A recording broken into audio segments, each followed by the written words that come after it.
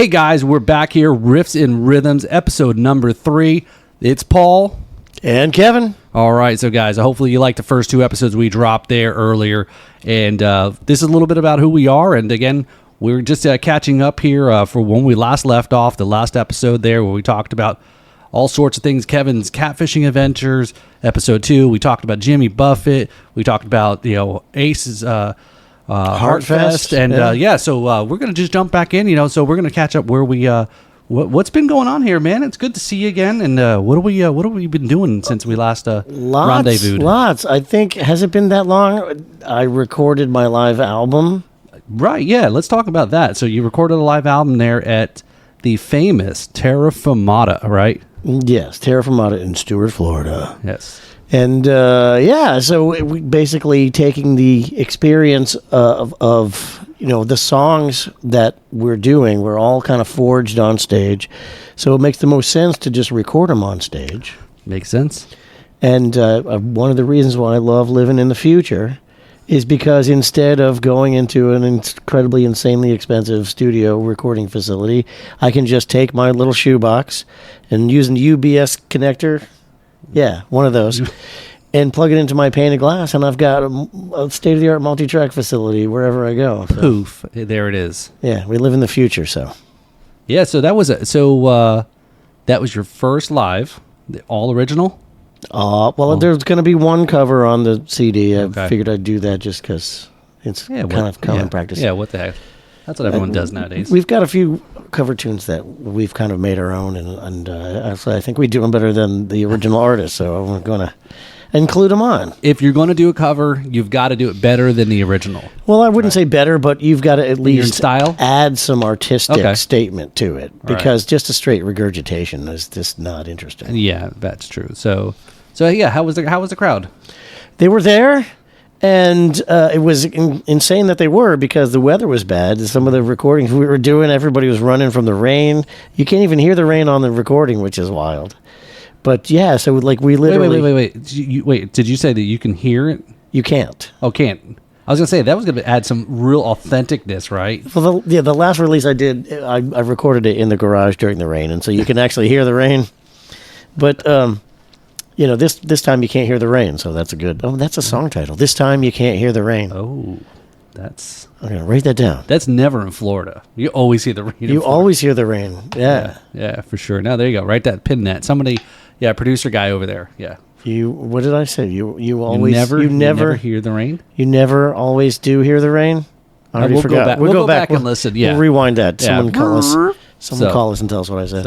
So now that's pretty cool. So how many albums have you put out to date? Well, this one is going to be the first one under my own name. I've done a few with a few different bands, but this is going to be the first one that's actually the Kevin McLaughlin Band. Got it. Okay.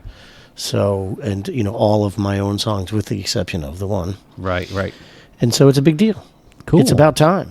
Yeah, it's about damn time. And I remember I think you telling this story about recording in the garage on the Jams and Cocktails. Is that correct? That is correct. Look at that. There you go. Look at that. I remember. And it was kind of a fortuitous sound effect because the name of the song is Waiting Out the Weather. Yep. So check it out. Listen on Spotify. Yes, check it out. So support, again, we always talk about support local. So check out Kevin's stuff. Yeah, he does some stuff outside this podcast. So again, he's a man of many talents there. So she says. Well, hopefully. So yeah, there's tons of stuff going on, tons and tons of stuff. So I'm in the overdub process for that has begun, and it gives me something that I can allow my relentless perfectionism to focus on.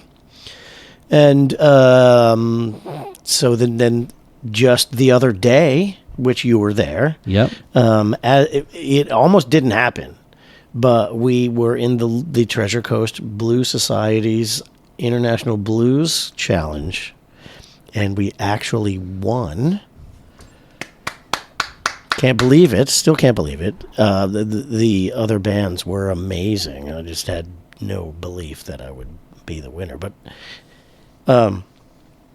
it almost didn't happen. Thank you to Sandy Griffiths. Thank you, Sandy. I will always thank you.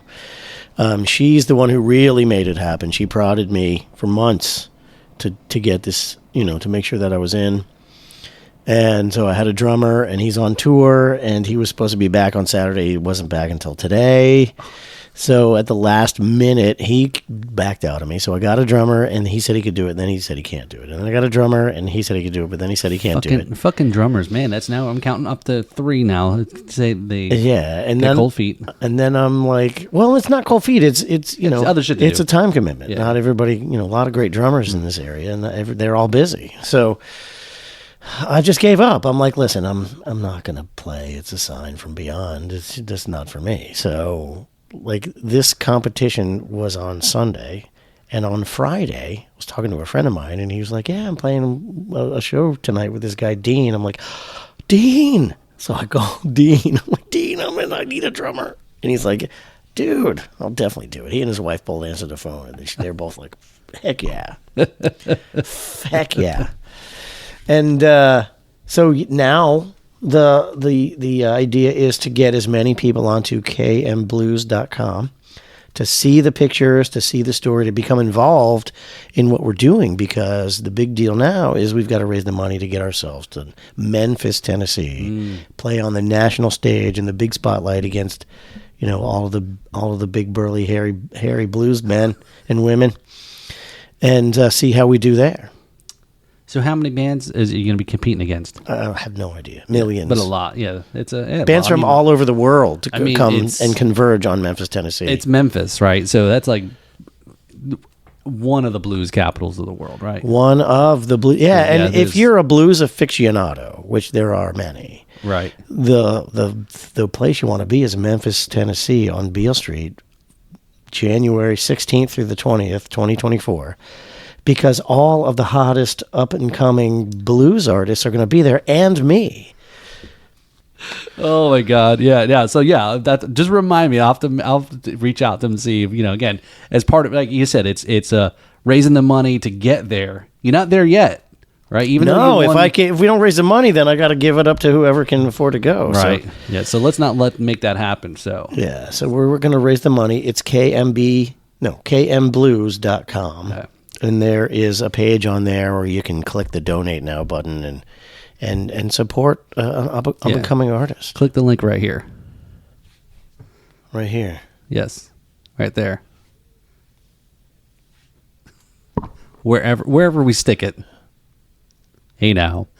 Okay. So, what's the rating on this show? Oh, this is always explicit. Okay. Well, that's what she said. Yes, exactly. That's what she always says. So. Cool. So it's January. So maybe I need to pencil that in. January 16th through the 20th, 2024, Okay. Beale Street, Memphis, Tennessee. It'll be all the clubs will be full of all the bands. I have not been to Memphis yet. Are you kidding me? No. Well, you have got to go. I know. Maybe I'll have to go. Last time it was such a huge event, there was a straight up riot that made the national news. Then I have to go. Yeah. So I'm down for riots. Yeah, it's going to be a riot again this year. Quiet Hopefully riots. not the kind where they break windows, but a good one.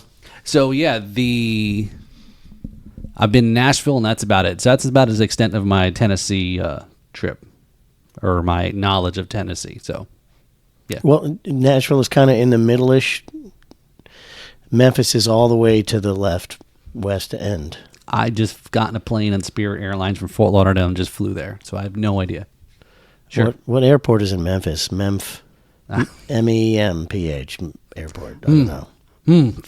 Should be SUN airport for Sun Records, but oh, yes, that's right. Yeah, so a lot of history there too. So famous Elvis recording, it's been known, and I've been to Memphis. So it's a great place to be. They got how far is Graceland from there? It is there. Oh, so that is Memphis. Yeah, I went and I put my name on the wall at Graceland with black Sharpie. They got the best barbecue on the planet. All right, so I may have to pencil this in. Vacation time will be January. Maybe we got to talk. Maybe we take the show on the road. That'll be really interesting. Memphis, Tennessee has got a lot going on, and the blues heritage. W.C. Handy, all of the great old Sun Records recording artists. It's steeped in musical lore for sure. So, congratulations again and for winning. You and the guys there, and thank you. I want to ask you about the band, but before we go there, I got you something. your favorite, some JD. All right. So let's crack this sucker Some open. Jack Daniels. All right. Thank you. Yes, he knows me well. I've got an Irish name, so. So if you got Whiskey is Jack it. Daniels, if you'd like to sponsor this show, more than welcome to. You will not upset us if you want to throw money or booze at us. That could be a thing. Correct. Throw money or booze. Or both. They're both. So yeah, so talk about the band here. So I get. Let me back into it. Is again? That's what she said. Where's the sound effects? Yeah, there's so many. I think the key is that event. There's so many people there that day, and shout out to East Ocean Pub was East the Ocean. location. Okay. East Ocean Pub, Stewart, Florida. And a lot of people there, a lot of musicians, in your band, I don't know the guys. I haven't seen them before, so I'm guessing, they're local and then even the guys that were playing before you. I missed the third band after you guys, but the band before you, those guys were really the rocking and, The Invaders. Those guys are great. The players in these other two bands are among the best blues players in the state of Florida, and it's just beyond my comprehension that even considered on par with them, and to beat them in a contest doesn't even seem realistic to me, to be honest. It was a great music all. I mean, it was great, lively music. Everything was awesome. Really, like I said, really good musicians. Yeah. Yeah. So your band. So this is what makes it even crazier. Okay. All right. Because my band wasn't there. My What? My drummer, Mike Lashava, one of the best drummers I know, probably the best drummer I know. He's on the board of directors for the Treasure Coast Blues Society, so he's excluded. That's why I was having so many drummer problems. My bass player that normally plays with me, Steve Strickland, he went to Memphis last year. So he's like, give someone else a chance. I've already been recognized as an embarrassingly great bass player. Let somebody else, have that honor. I'm like, okay. Right. And then, so I had Willie Suarez on bass, and I had, my list of drummers. And I'm thinking, okay, I don't have my regular band. It's not going to be like I'm used to. It's going to be scary. I know what I'll do. I'll get Lefty Hathaway to play B3, and that will, make a huge difference. And so Lefty was like, yeah, I'll do it. Memphis? Yeah. So you saying you brought a ringer in? Secret weapon, maybe? Okay, all right. Not ringer, but Lefty is amazing. He's the B3 player around. So it's even the host there jumped up in the stage while you guys are setting up and says, who brings their own portable or Leslie organ with them? And nobody. And I saw him outside before you guys went on, and I said, who brings this? I was like, wow, okay, that's usually usually see people carrying around a keyboard, but no, this was. And yeah, that was definitely, it was great to see you guys even soloing a little bit, taking different leads. And so, but one thing I observed on that stage that day, Kevin, is the drums, the bass, rhythm section, and even to extent, we will say the organ is a percussion instrument. There was more percussion on that stage than there was guitar. That's the truth. Lots of rhythm going on up there for sure. So we're gonna say the rhythm. Oh, and technically the guitar is partly a percussion instrument as well, because if you're loud enough. So that was great. I'm glad I got a chance to stop by. I was out of town that weekend, and then on the way back down into South Florida, popped in. I have not been there. I don't know what directions I was going. Because I don't travel through Stewart, Florida that much. But I was like, thank God for the Waze app, because I had no idea where the hell I was at. I didn't know some of these roads. I'm like, I don't know where the hell I'm at. Thank God I know how to get home. But yeah, so it was cool. Cool, definitely check out that place. Yeah, so that was just plain crazy. Yeah. So there you go. So that's where I think. No, before we segue out with what you've been up to, we cannot forget this point about that gig.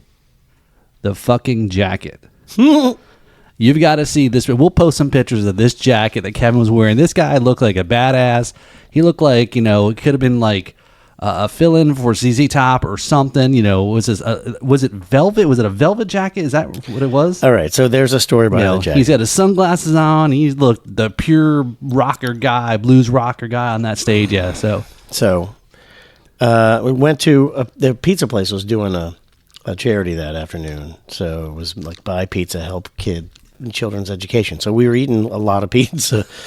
And we're sitting there eating pizza, and I realize, oh no, I left my shirt at the house. I have my favorite stage shirt, and I left it. I was wearing a dingy old T-shirt. I'm like, I cannot wear this on stage. And Tracy was like, oh, I'll just drop you off and go back to the house and get that.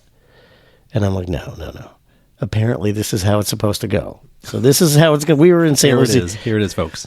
We were in St. Lucie West, and I'm like, there's a bunch of shirt stores right around here. We're gonna finish eating. We're gonna go across the street and walk into a store, and there's going to be a blue halo of greatness around the right outfit when we walk in. And so we walked in, and I'm going through the aisle looking for the men's section. As soon as I get to the men's section, something caught my eye. Three items in from the end. I grab it and I pull it out, and it's a red velvet Hugh Hefner smoking jacket. And I was like, oh yeah. So now I got to get a shirt, and then like three items down, pull out the perfect black shirt. I'm like, we're done. Took 2 minutes. Let's get it. Let's go. It was destiny. It was, yeah, absolutely. It was the pick of destiny of all those. It was literally. And so, and we played it up as much as I could because I had Tracy hold it for me. She was holding it over her arm with a black towel over it so no one would see it because it was a dark club. And then when we were done setting up, right before I was getting ready to put my guitar on so we play, and she comes up and she's like, do you want to put this on before you do that? And I'm like, so I put my guitar down, and she steps up to the stage and slides it on me. And I was like, the red smoking jacket comes on, and I kind of could feel the crowd go, ooh. Who is this guy? It was like kind of a James Brown moment. Yeah, right. Somebody came on stage and took the cape on or off. Yeah, exactly. And helped you on and off the stage there. Yeah. So. I'm telling you what, though, that thing made of red velvet, that was hotter than balls. I'm wearing my sunglasses because, we blues, right? And so my sunglasses are fogging up, and I'm afraid to take a step because I can't see a dang thing. I'm afraid I'm going to fall off the stage. It's so... No, you were wearing the jacket. So that would never happen. Yeah, but listen, the jacket. I'm on the stage, like I'm introducing the bands, not to the audience, to each other because they've never even met. And then I'm wearing a jacket that's hotter than balls, and then it fogs up my glasses. I can't see. I'm afraid to move, and we won. So I don't know how that happened. So this sounded like what you just said there was like you introduced the band to each other. Was this kind of like a blind date, right? Yeah. So how much did you guys even practice beforehand, or you just guys said, here's the songs, and I didn't even know who was gonna. I had given up 2 days before the event. That's amazing. I signed up like 10 seconds before the deadline. We didn't practice at all. I sent them all a video. I sent them all performance videos of the songs we were going to do, so that they would get a chance to run it over on their, listen to it ahead of time. So they were prepared, but we never performed together. That was look. That's how good he is. Well, I'm lucky enough that good people want to play with me. Yeah. So big definitely shout out to the band there. So, so let's go. Let's see what this trip is going to be to Memphis. So click the link there. Let's donate there. Let's get these guys up to Memphis and hang out, and maybe we'll take this show on the road, and we'll see what kind of shenanigans we're going to do. Possibly. Yeah, we're going to ride the rum train to Memphis, baby. That's right. So, do you now wear that jacket everywhere? That's just it. It's September in Florida. There's no way. I haven't put it on since. It took 3 hours for my shirt to dry off after we were done playing. Does anybody want this sweaty T-shirt? So too crazy. So since we last, let's see. I had an event that I was part of. That was a part of an investment opportunity event for a medical product. So. I'm become the podcast guy or working with our good friend Perez the Perez, Martin, Mr. Remember Mario Perez there. the Perez? Right. And then So he's involved with it. A couple other local companies there, local gastropub down there, Lake Worth. So Jason, the owner there, he owns that, and they cater the food. Martha and Chuck, they are the owners of Sandy Bottle Sips. They're a little boutique wine shop in West Palm. And obviously, like we said, House of Wine, Beer, and Spirits was there. And we were at this house. It was right there in Flagler Drive in West Palm. Look out to the Intercoastal. You're looking out to Palm Beach. I mean, it was beautiful. It was everything. And so this was an event to try to kind of get some investors to buy into this product, into the company. And so here I'm not usually doing enough live music to be, and again, drummers don't usually do all the microphoning and sound checking and speaker stuff usually because it's still taking them forever to set up the drums. And I had to go through and bring my PA system and speaker wires and wireless mics and all these things, and I'm like doing some things for the first time and trying to figure it out. That's how a lot of this stuff, the whole podcast stuff is. We all learn as we go, right? Yeah, oh yeah. So I think it went off pretty good. You know, I had my little mixer, my podcast mixer, and hook up Bluetooth. So everyone's like, "Oh, you're the DJ," and it's like, "No, I just got Spotify and a Bluetooth." Right. It's like nothing fancy here. And but yeah, it was a good fun event, a good long event. It was a long day, and that was kind of cool, but it was a pretty long day. So we'll see what happens with their investment opportunities with that. And the only other big thing for me, I think, since then was we auditioned. I guess it was, and I called it an audition with a band that was out in Royal Palm, and we've been going back and forth, and they're looking for a drummer. 15 songs, and a lot of late 90s, early 2000s. So I'm like, all right, this isn't too foreign for me, trying to get back into playing. I told him, I said, it's been a while since I've been playing live. But it was like, the vibe wasn't there. It was like, came in, maybe it was just because we kind of wanted to keep the commitment of, the offer, and, went through it. It was a little bit choppy. First time playing these guys, and, I'm, very rusty and so forth. I enjoy playing. It was fun playing with a band again, but it just felt very sterile. There was no interaction. There was not even a conversation with the other guys. And so it wasn't like chit chat. It was definitely, rehearsal, and that's it. So yeah, rehearsal is overrated. So, it wasn't a cool kind of jam feel out, kind of just see if like, is anybody even cool? Like half the time, as right, is can I get along with this asshole? Oh, exactly. And then we'll figure out usually the rest. Not. Yeah.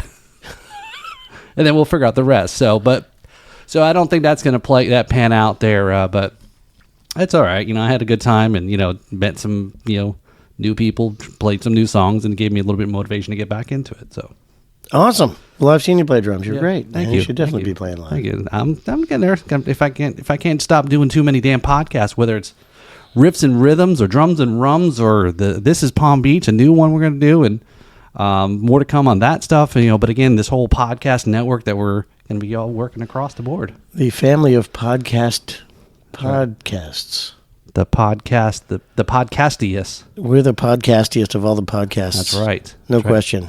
Definitely the riffiest and the rhythmist. That's not going to go over the rhythmist again. Yeah, listen to episode 1 if you want to learn more about what a rhythmist is. Yeah. So listen to episode 1. So did we had some sort of agenda of stuff we were actually going to talk about? Yeah, we did. So it was just a recap here, and then again, the big story here this week was, I think was interesting, was Katy Perry. I saw that. And her boobs. I saw those, but also saw the story. That wasn't the story, was it? No. Okay. Well. But yeah, so she's apparently selling her catalog for over $200 million. I think it's like $225 million.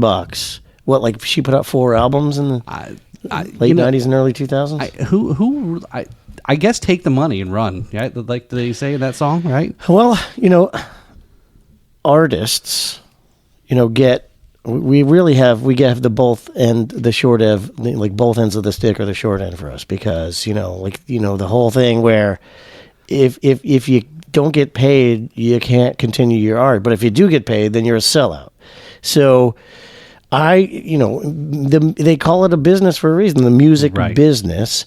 And so the whole point of creating a business is so that you can create value with it and sell it off and live off the profit for the rest of your life.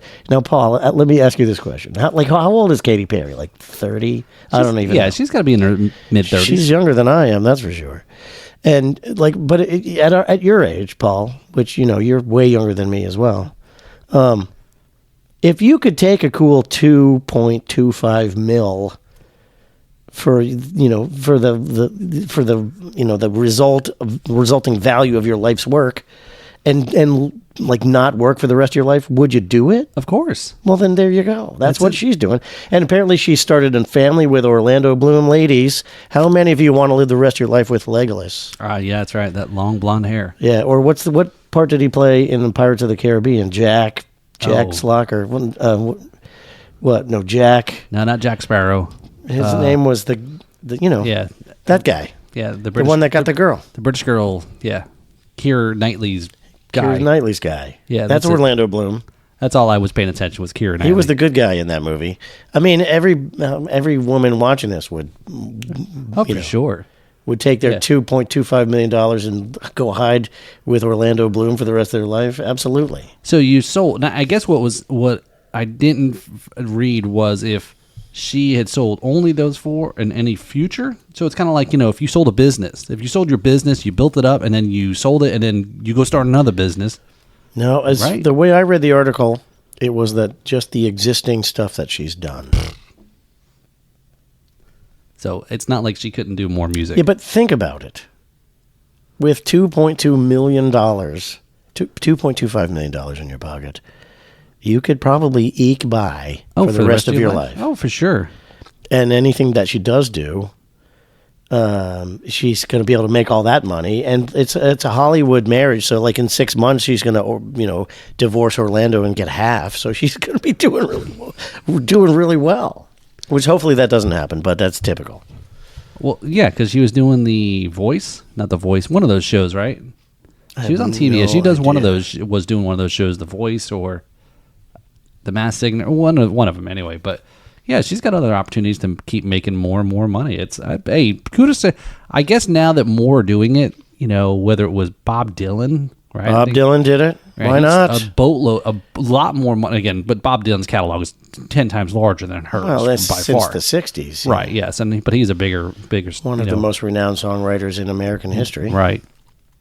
So why not? I guess, yeah, to your point, is it really sellout anymore? It's weird. Now listening to music that's in commercials from bands in the 80s that would have probably called themselves sellouts.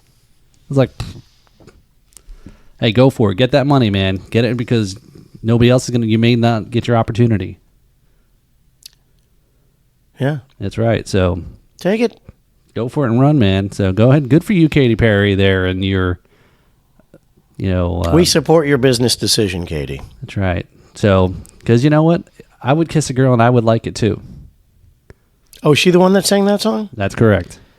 Even without the subject matter on there, that's a really cool song. Like, even if I heard that as an instrumental, I would still love it just as much. It's a great song. Kevin is playing it down. I kissed a girl and I liked it. So he's a huge Katy Perry fan. I am secret. I'm a closet Katy Perry fan. I've got a huge poster on my wall of Katy Perry. No, I don't. He kissed a girl and he liked it. I did once. That's right. It was pretty good. Once. So yeah. So all right. So definitely. It was good. Definitely good catching up here and catching up with all of our past events here over the last week or so, and just what we've got going on, and who knows what we've got going on in the next coming week that we'll probably talk about is on the next set of show. And the story here, the music news here for at least this week here with Katy Perry. So definitely check out. So, do you think it was the riff? No question, it was the riffs in Katy Perry songs that made it worth $2.25 million, I would say. No, I think it's got to be the rhythm. Definitely. Now, see, we still have the debate comes back on. It's pop music. Remember, we've.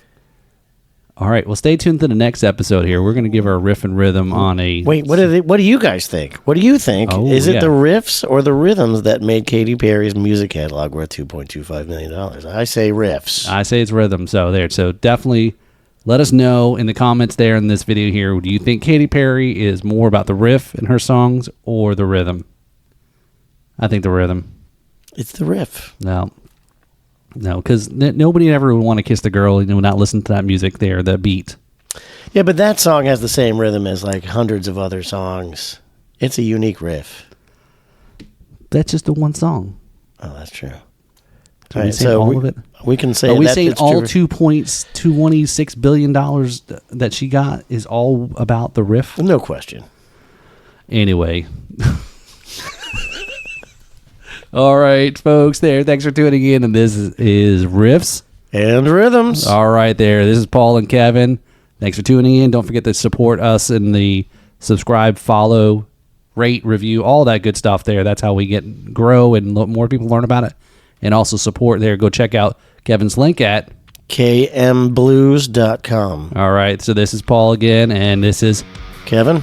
Cheers, guys. Keep on rocking.